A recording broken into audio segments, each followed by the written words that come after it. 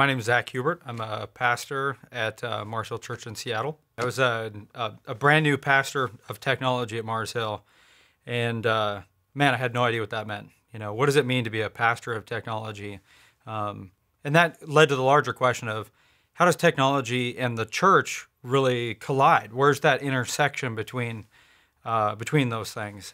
And a good friend of mine, Pastor Dave Kraft, encouraged me to just spend some time away in prayer. Just me and my Bible and a quiet pastoral scene.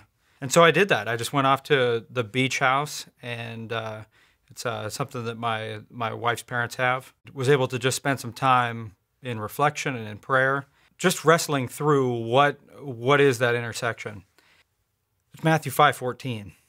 I was just finishing going through the Beatitudes, of course, and Jesus talks about the church, or us, we, being a city on a hill. That was galvanizing because at that same moment I realized that the church really is a set-apart community. But it's a community that's not restrictive. You don't have to be at least this good to enter, or at least this capable or skilled, or whatever it was. It's a community of grace. And so as I was thinking about how that relates to technology, it's really clear that there's a lot of trajectories going on in our culture. I look at things like MySpace. MySpace was the first social network that really had a large user base. And MySpace is aptly named because it was all about the individual connecting with other individuals, those virtual relationships. People could have 5,000 friends or whatever, right? And the next social network to really take the scene was Facebook, where it was born in community.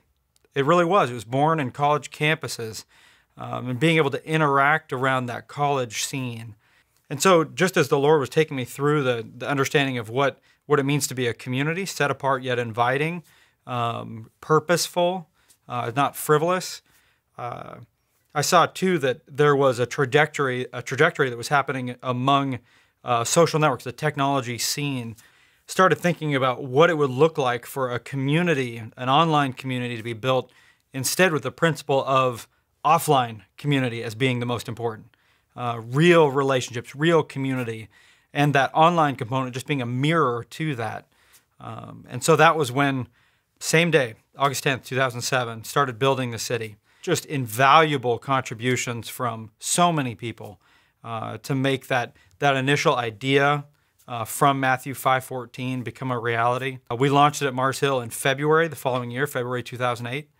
And within the first 2 months, we went from 0 to 5,000 people. It was this viral story. All right, we launched first in this area of the city called Green Lake, a bunch of neighborhoods around this particular lake. And the story of what it was doing in their communities and in their small groups led to other groups wanting to know what's going on here. It sounds like there's something here where this technology is doing something different than what we'd seen before, because we've experimented with lots of different technologies over the years as a church, just like churches everywhere have. And this was doing something different by emphasizing those real relationships and facilitating real face-to-face meetings. The story was different. We very quickly passed that 80% threshold of participation of attendees. And then we launched at Soma, a church just south of Seattle in an area called Tacoma. Then launched with the Acts 29 Church Planting Network and so on and so forth, just launching additional churches. We saw that this was a way to facilitate gospel-centered ministry. Then we decided to do some measuring, like what on earth is happening here? How is this being used? So in October of 2008, we took the measurement, which is now pretty well known, that at that time 75% of people logged in daily for less than 10 minutes. And I was super excited about that because, wow, 75% people daily, that's a large uptake. That's sticky, to use that kind of terminology. This is something that is there that brings people back. And of course we know what that is. It's real people. It's people they know. It's people they interact with in small groups on Monday nights, or people that they see when they're serving together on Sundays or in the midweek or whatever it might be. And I still remember probably the first piece of feedback that I got about the city. I was at this men's retreat, and a guy came up to me and was like, "Zach, I just want to thank you so much, because what used to be a small group that just met on Mondays, now it feels like we meet throughout the week. that was the purpose, that was the vision of the city, is extending community that we already have. That's it. That's the big E on the eye chart.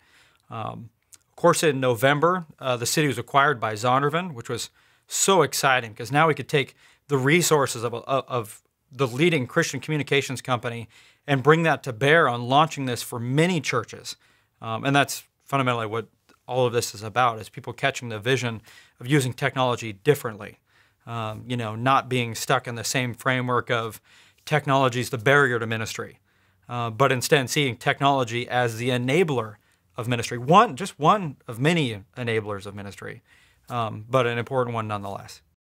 As of late, I've been preaching through 1 Peter, and the theme of suffering is fairly constant throughout the book. And so I asked the people in the church to post any testimonies they'd be willing to share. And so I got some very, very heartbreaking but insightful and helpful examples that I'm using throughout the preaching series. In that way, it allows me not to just use canned illustrations or anecdotes, but real life examples of people in our church and how what they are suffering is really akin to what Peter's talking about. We had 3 systems for assimilation and 2 systems for membership, and we had spreadsheets and here and there everywhere. And when the city came out, it basically centralized everything, and it made everything so simple that I went from managing maybe 200 membership folks to going up to 600 and 800 folks all at one time, and having that all in one place, and it's just very, very easy. We were having about 12 pastors come in for an intensive weekend, and last minute our housing situation and our meals changed so that we weren't able to use hotels, and we needed to use church members to host people. We were kind of up a creek at the last minute, but with the skill set search, I was able to directly contact people who had identified themselves as wanting to provide hospitality. Within 24 hours, I had all the slots I needed filled, so 20 volunteers, plus many more emails were still coming in to me, and I had to ask them all to stop. The Green and Clean we spearheaded last year, and to organize the event, we primarily used the city to get the word out, to get volunteers signed up, to get all the different things we needed. I'm able to get on there and create the needs and be able to set it up in a way that gets the attention, gets the needs out there, and people can respond to it. Worked fantastic.